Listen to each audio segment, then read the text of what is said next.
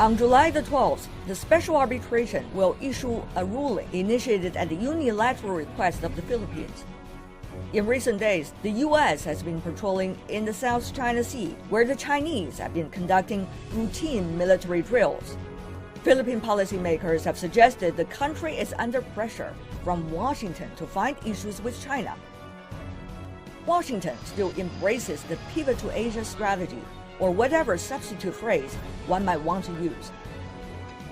China rises nevertheless, apparently suggesting Asia and the Pacific region is big enough for all. I'm Tian Wei at the CCTV headquarters in Beijing, joined by well-respected Chinese and American policymakers and scholars trying to figure out how the arbitration ruling will impact this relationship between the world's two big powers. Is a showdown looming in the South China Sea between China and the U.S. after the arbitration ruling is issued? How significant a role do these two countries' militaries play in their foreign policies? And how might the South China Sea dispute impact U.S.-China relations, both militarily and otherwise? Douglas Paal, Vice President of the Carnegie Endowment for International Peace, a well-known American-China hand. Zhou Bo Senior Colonel in the Foreign Affairs Office of the Ministry of National Defense, representing a perspective from the Chinese military. And Yuan Peng, Vice President of the China Institute of Contemporary International Relations, well-known China-U.S. relations scholar from the country.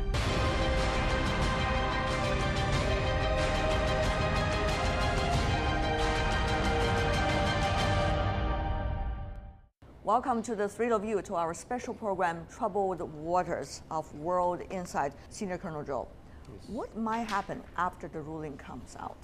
Well, first of all, it depends on what kind of ruling will really come out. And definitely there would be responsible from the Chinese government, from the Filipino government, and finally the U.S. government, and actually the whole world. But many wonder, Mr. Yuan, whether it's going to be a showdown between China and the Philippines or China and the United States. I think from a mainstream perspective of China, it's between China and both the United States and the Philippines.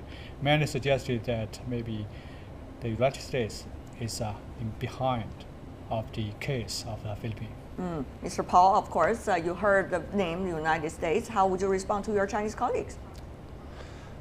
Well, I think that there's a lot of suspicion of U.S. involvement in this case, which is misplaced. The case was brought, yes, with an American lawyer, but one retained by the Philippine government without any involvement of the United States government, and someone who's had experience with this kind of trial before. My own expectation is that there's going to be less coming out of this arbitration panel's findings than people fear will occur. The scope of the court's jurisdiction is much narrower than a lot of journalism suggests that it is. Some suspect after the ruling, U.S. is going to step up its patrol if China, as it has already said, is not going to accept whatever the ruling is. And while China has been suspected by others of having the plan to establish ADIZ, what do you think might be the two sides' reactions to whatever the ruling is? Both sides have a range of options. I think that it would be a big mistake for both China and the U.S. to think that it was important after the ruling to step up their military operations. In fact, I think both sides have stepped up their operations in preparation for the tribunal's findings in order to sort of show that they have presence. China is now conducting a military exercise near the Paracel or Xisha Islands, and the U.S. has been conducting more routine patrols in the South China Sea waters. I hope that people will take the arbitration panel as a time to, as we say, clear our throats, say what we have to say, and then lower the tensions, reduce the amount of military activity, and get back to more normal diplomacy. Have we cleared our throat? To clear the throat for what, Senior Colonel Zhou? Well, I think our throat is always clean. Well, the thing is the U.S. probably is coughing too loudly in the South China Sea because of the so-called militarization. Actually, the U.S. wasn't that much concerned about the sovereignty issue a few years ago, but since 2012, I think they have stepped up their voice, particularly at such forum like Shangri-La dialogue, almost in a systematic way. So we have to take that into account. But the U.S., according to you, is a systematic approach. But what about from the Chinese side? Is it more responsive approach toward what the U.S. has said or acted? Well, I think we are quite driven at the end of our patience because given the fact that a lot of islands were taken by other countries, but China has never threatened to take them back by force. So if that is the case, then how can we safeguard our sovereignty? Well, only enlarge the islands under our own control. That is the minimum disturbing thing that we can possibly do to safeguard our sovereignty. Reactive rather from the Chinese side, Mr. Paul. Well, I think both sides believe they're reacting to each other. This is a big part of the definition of a classic security dilemma. I protect my interests, you see my protection as a threat to your interests, so you protect your interests, and you end up on an escalatory ladder. It's important for leaders, especially civilian leaders, to determine when that's not a productive path to remain on. I hope we find that time comes just after the July 12 ruling, when the governments decide to become more civilianized and diplomatic in their approach. We have a new situation in the Philippines, a new president, a new foreign minister. The foreign minister says he wants to send a special envoy to China after the 12th. I think we ought to let diplomacy play its hand in this at that time. Really? Are we going to have a diplomacy immediately? Actually, the fact is that the dispute is between China and the Philippines. Even it's not related to Chinese-American relations. However, because Americans very positively involved into this troubled water, make the waters even trouble. So the problem is that it's a test. Arbitrational case is a test for both Philippines and the United States. For Filipino, I think if the new president wants to improve the relations, he should be very carefully to make it less visible and handle it in a proper way. And for the United States, if the United States want to play a constructive role, very responsible balancer, it should be very cautiously, should be very quiet, not like today, make it very visible chaos. So it's a test for both the United States and How much do you think, Mr. Paul, U.S. is likely to score in such a test as being said by Mr. Yuan? The U.S. is there because we believe in freedom of navigation and because our friends and allies have asked us to be more present because they feel they're being overbalanced by Chinese presence. How we do this is really a delicate process. It can be done badly, as happened in the 1930s, or it can be done more successfully. I'm hoping that we will see a less military color to America's efforts and that we see a more civilian diplomatic approach to managing this issue going forward after the 12th of July. The American people will not want to see the U.S. simply leave and give in to Chinese pressure, and China's people will not be happy if their government yields to American pressure. That means the two civilian governments need to take the pressure off simultaneously and move on to a diplomatic track for settling these issues.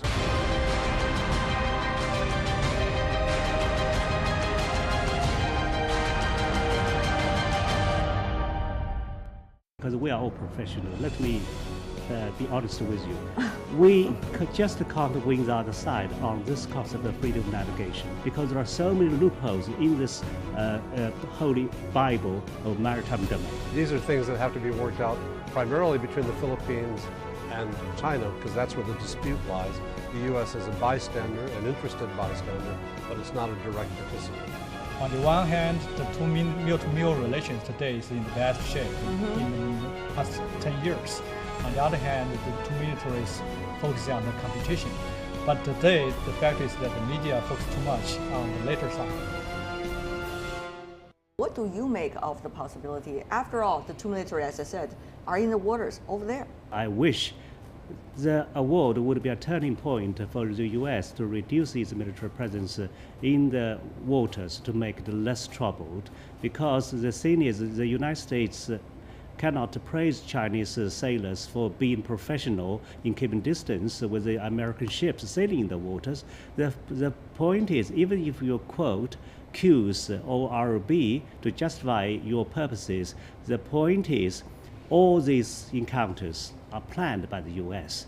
So you are not there unintentionally because you have the intention to come here. So there is a problem on Chinese side to read your intention. If Chinese read your intention as hostile or as an increasing hostility, then the will at the Chinese side to become, quote, your quote professional would become less and less. Well, Mr. Paul, may I just reinterpret what I consider as Senior Colonel Zhou's words? He seemed to be suggesting if the U.S. is still there in the South China Sea doing the so-called patrol in what the U.S. call international waters after the ruling from the arbitration, the U.S. is really showing its true color of not necessarily being a go-betweener, but rather one with bias. Do you take that? Well, I don't think the U.S. sees itself as a go-between. The U.S. is there to support its allies and friends, so it's not an unbiased position. The question for me is whether the U.S. conducts routine freedom of navigation and other operations in international waters owned by no one, and does it quietly or does it with a lot of loud rhetoric.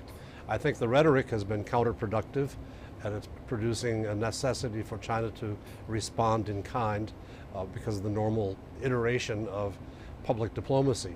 It would be wise for the United States to dial back the rhetoric and have civilians rather than military officials speak on these issues and to try to speak in ways that are constructive to a solution. Senior Colonel Zhou? Well, Mr. Paul, it's interesting for you to mention freedom of navigation twice, but as you know, because we are all professional, let me be honest with you. We just can't win the other side on this concept of freedom of navigation. If we talk about Article 58 of UNCLOS, you often would quote the first paragraph to say all countries enjoy the freedom of navigation over flight, but China say yes, we agree, but look at paragraph 3. While you're performing such kind of freedom of navigation over flight, you must show due regard to the interests of littoral states. So the reason Meaning behind, China. yeah, in this case, it's the coast of China. So as we all know, UNCLOS is a product of a compromise of 9 years. So we cannot justify our own position because there are so many loopholes in this holy Bible of maritime domain. Will civilian leadership do a different way, Mr. Paul? Well, I would hope so. I think that, again, having constant publicity to transits, freedom of navigation exercises, which have only been a few, but normally we don't talk about them. Why are we talking about them now is my question. We should lower our profile, do our business, and try not to be seen as stirring up Chinese nationalist sentiment. That's only counterproductive to the long-term resolution of these issues in the South China Sea. All of you have been talking about the civilian leadership vis-a-vis the military taking its part in the national policy decision-making process. This is interesting because we are seeing at a time in which the UK, for example, just came out with this Chilcot report suggesting the role of the British military of being a can-do spirit during the build-up to the war in Iraq, totally pushing the agenda without having more scrutiny from the society about that war. But the question is, Mr. Yuan, I put that question example over here, is to illustrate how much should the military play their roles in our national decision-making process, both in the United States, as Mr. Paul just mentioned several times, and also here in China. And Senior Colonel Zhou, you don't have to worry about that. I'm going to come back to you later. So, Mr. Yuan. Actually, in China, I don't think we have some big problem because we always say that the party command the military. So no big problem between the military and the civilian relations. However, in the States, we always see this kind of problems in history and in particular in the current situation. And according to American media and also according to some high-rank officials' complaint that in the States today, the White House is hard to handle the Pentagon. Sometimes the Pentagon has its own voice. Some other times maybe the PECON, performed in its own opinion. So that's why today we see the water becoming even more trouble. Many suggested that it's not because of the White House, or the State Department, but because of the Pentagon. Okay, a lot of criticism of the U.S. system. What about here in China, Senior Colonel Zhou? The military seem to be the cheerleader for more participation militarily in the South China Sea issue?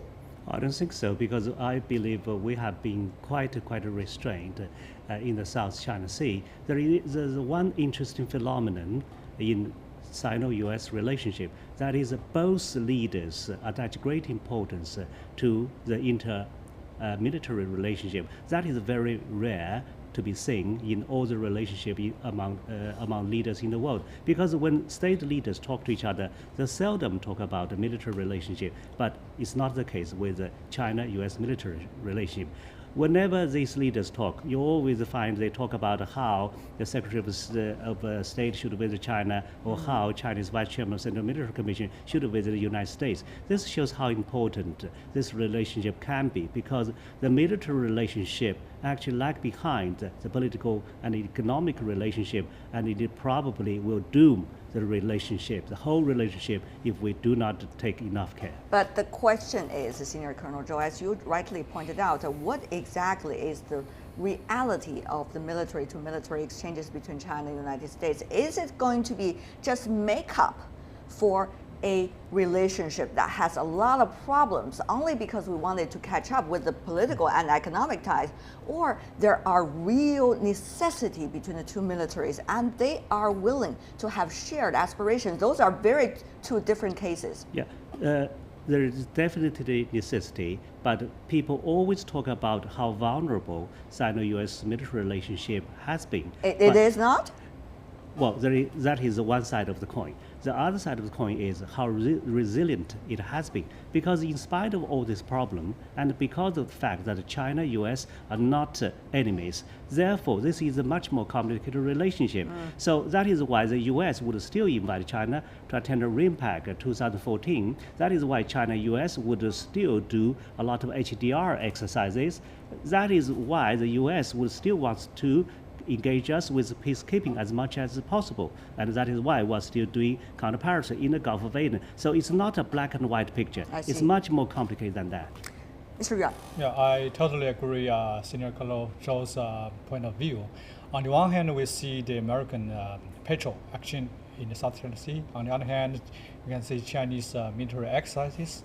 But this is just one picture. And RIMPAC is another picture. So the first picture is to show the worst scenario preparation work by the two militaries. It's a must. And the RIMPAC activities show that military diplomacy is also important for the two militaries. So that's why many people suggested that on the one hand, the two mil-to-mil relations today is in the best shape in the past 10 years. On the other hand, the two militaries focus on the competition. But today, the fact is that the media focus too much on the later side, rather than nobody mentioned the mil-to-mil, the personal relations. Should be a more balanced, more comprehensive picture. What do you make of it? Will this ruling be an opportunity or be a crisis for the two military ties between China and the United States? Will people calm down or even more hypered up after this when it comes to the future of these two relations? It's a decision, a turning point. That's right. When leaders can decide to either escalate or de-escalate. I really hope they decide to de-escalate. I've got some very concrete ideas on how to do so. But these are things that have to be worked out primarily between the Philippines and China, because that's where the dispute lies. The U.S. is a bystander, an interested bystander, but it's not a direct participant. All right, and we're going to continue our discussion about the political relations between China and the United States after the international arbitration ruling on the Philippine issue. We'll be back after this.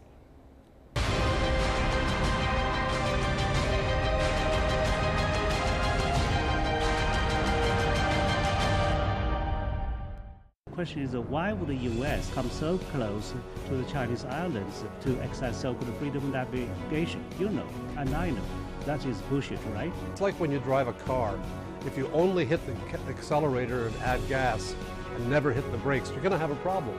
You have to be able to do both. America is an Asia-Pacific power. It's not an Asian power. But today it's time for us to back to the right track, to the real nature of the relations of the U.S. and China relations.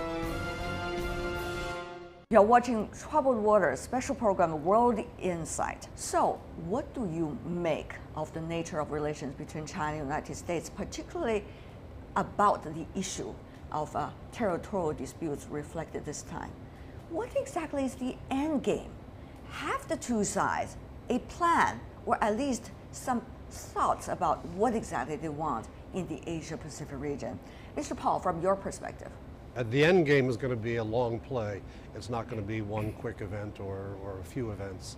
It's going to be a process whereby China continues to expand its capacities to protect its interests and to develop more and more far-flung interests away from China's continental base. And the United States is going to continue to remain in the region with its interests and allies and friends and its considerable investments in the Western Pacific. The question is, how do you continue to operate together without becoming part of a clash, of a conflict? And finding the way forward is like Deng Xiaoping once said about crossing the river by feeling for stones. Mm-hmm. We don't know the answer right now, but what we hope is that there'll be wise leaders on both sides who will know when to act with restraint as we go forward through this very delicate process. This is not just crossing the river, this is crossing the sea we are talking about now. Mr. Yuan? Yes, I think U.S. and China relations is the most comprehensive, most complicated relations in the world. But today, unfortunately, it's overshadowed by one single topic, that is the South China Sea issue, overshadowed by the media, hijacked by the third parties, Philippines, Vietnam, the Japanese, etc. But today, it's time for us to back to the right track, to the real nature of the relations of the U.S. and China relations. But Mr. Yuan, many were suggesting if you were saying that they have been overjacked, overshadowed, then many would wonder what have been the original plan? Do the two capitals know exactly what they want in this big power relations between China and the United States? Do they have a plan? When they anticipate crises come up, what are their plans? These are, I think, eligible questions we need to ask these days, particularly with the South China Sea territorial dispute. I think for the worst scenario, that's the military conflict, we do have, both sides, we do have a plan. That's the two military MOUs signed last year, the year before last year, and the two militaries have some tacit and public agreements for dealing with the worst scenario. But the problem is that for the strategic level, how to accommodate into Asia-Pacific as a region, I think it's still a long way to go. What are our aspirations for one another? What are our understanding of each other's aspirations in the Asia-Pacific region? Do we know or do we not? Senior Colonel Zhou. Very good question. As far as I'm concerned, I would say, talking about the major power relationship, my hope is never how good it will be, but how less risky it could become. And that is a realistic attitude, because the Sino-US relationship is so complicated to extent. I give an example. After a meeting attended by top experts from both sides, people just ask the same question.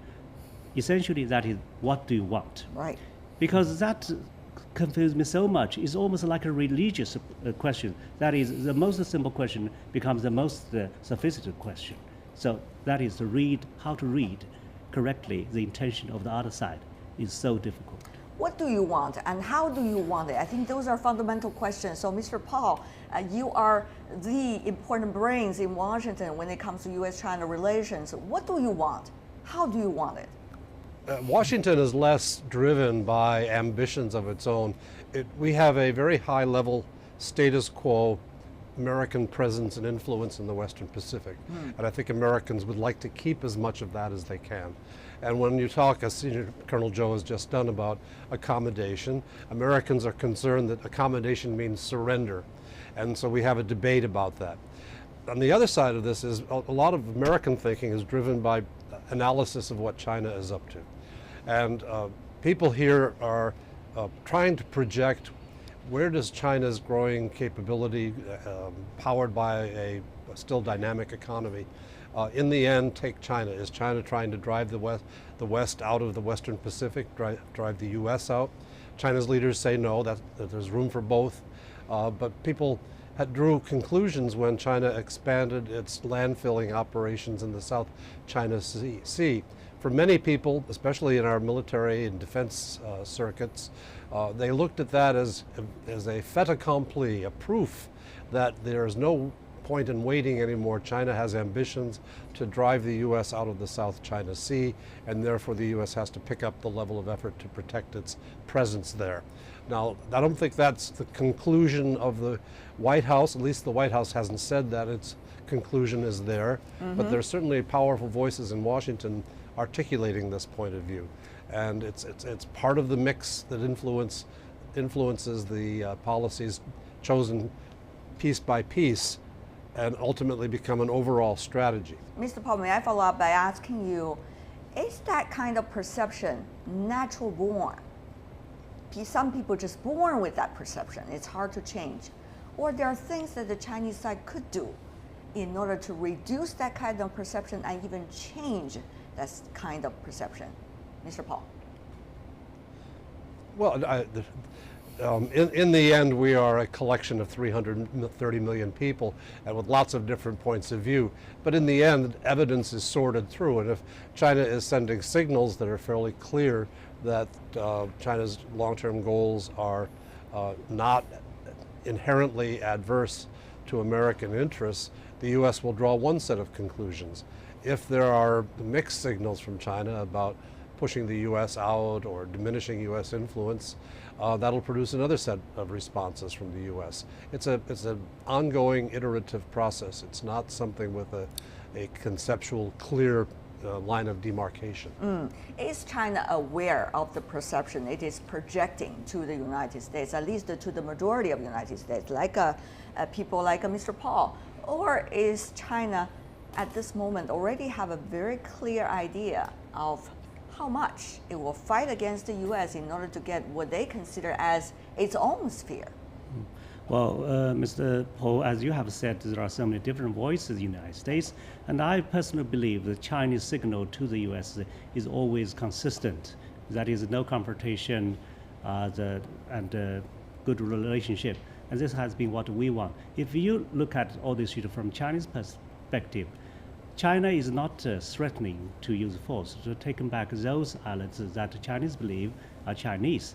The only thing we're doing is to enlarge the territory that we have already taken. So that is the least disturbing effort from our point of view. But then the question is, why would the U.S. come so close to the Chinese islands to exercise so-called freedom of navigation? You know, and I know. That is bullshit, right? Because the South China Sea have so many international recognized sea lanes. You don't have to drive into 12 nautical miles to have your freedom of navigation, right? And what would you think if China would conduct a daily reconnaissance on continental United States? Of course, right now we do not have such capability. But one day, if we have the capability, that would establish a new equilibrium between our armed forces. Okay, only fair that I'd like you to respond to Mr. Paul briefly. Well, I think that Senior Colonel Zhou's on the right track, that we need to look teleologically, look out in time as to what we want this shape of the relationship to look like. Tremendous progress has been made in bilateral military-to-military relations since 2012 in the aftermath of the 18th Party Congress in China. That progress has been very consistent and quite professional in organizing things like he mentioned of the memorandums of understanding and the various exercises and the cues. These are really big steps forward. Now, when we were in a long-running confrontation with the Soviet Union, and we did have spying ships and planes close to each other, we came up with the Incidents at Sea Agreement. Now, we're not going to have the same kind of relationship with China that we had with the Soviet Union, but the Incidents at Sea Agreement is not a bad model as ultimately to help to govern the way our two militaries operate near each other, especially near each other's sea lines. Well, Mr. Yuan, you've been attentively listening to your two colleagues coming from both China and the U.S. Some smiles even on your face. Come in, please. I just enjoy this kind of a very candid and direct dialogue. Absolutely. So you will act the same. Yeah, actually, in my memory, in 2011 joint statement by both the U.S. and China, the Chinese side very officially admitted the fact that the United States is an Asia-Pacific power. And even if we dislike American bilateral alliance system in the region, but we said we have to face this new reality. But the problem is that America is an Asia-Pacific power. It's not an Asian power. And today, Americans' actions in the region invest too much energy and time and resources in the region, remind us that it's not just a pure Asia-Pacific power, but an Asia power. Okay. So this alerts us, which means why do you invest too much energy in the region? Another thing is that we think it's a reality that you have a bilateral military alliances, but we do hope that you play constructive role rather than destructive role. Mr. Yuan, before I let Mr. Paul to respond to your questions, may I ask you a question as well? Are you suggesting that China is already considered Asia at its own sphere of control, and therefore United States could only become the power of the Asia-Pacific region? In other words, China always say Asia-Pacific is big enough for many to coexist together and also exercise their own power. Is China already making sure of what their spheres is at this moment? I don't think so. Asia-Pacific is big enough for both U.S. and China and other players to play together. This is a very realistic and very constructive concept to show Chinese sincerity when working and living with everybody in the region. But the problem is that Americans just think that Chinese want to kick it out of Asia-Pacific region. Actually, we don't have this kind of intention and the capacity. So the problem is that how U.S. and China and other players to sit in together to find a proper way to find how to accommodate with each other in the region. Mr. Paul. Well, I think he's said it very well. I believe we've, in recent times, emphasized the military side. It's like when you drive a car. If you only hit the accelerator and add gas and never hit the brakes, you're going to have a problem. You have to be able to do both. And I think that that's kind of a missing element recently. We need more brakes rather than acceleration. Senior Colonel Zhou? I think you have. Is the military the acceleration all the time? No brakes? Not necessarily. I think we have been doing our best in tandem with American efforts to help this vulnerable but still sustained relationship. In spite of your restriction for bilateral exchange in 12 operational fields, we have been trying our best. So hopefully something more will come. For example, in peacekeeping and in a bilateral communique, we have touched slightly upon counterterrorism. Of course, it remains to see how we can explore this area, which is very much your strong interest. We'll see how things will unfold. Mr. Yuan, before we go, we have been hearing from the Chinese Foreign Minister Wang Yi in his telephone conversation with his American counterpart, Secretary Kerry, talking about what he called an absolutely important relationship between China and the United States. He is supporting the generally on the sound track relationship between the two countries, and the two sides should further focus on cooperation while properly managing their differences. Of course, you heard these kind of political rhetorics from both sides a lot, but the question is how to translate them into real actions and real thoughts, guiding the actions when crises or possibilities of crises come up. Yeah, even if U.S. and China has some problems, even potential crises in South China Sea and East China Sea and elsewhere, But the general picture is that the two working levels, like Foreign Minister Wang Yi and his counterpart John Kerry and his colleagues, they are doing well, they're working very well. To-meal relations is getting more and more mature. And the most important is that the two top leaders, President Xi and President Obama, they have a very frequent and good working relations.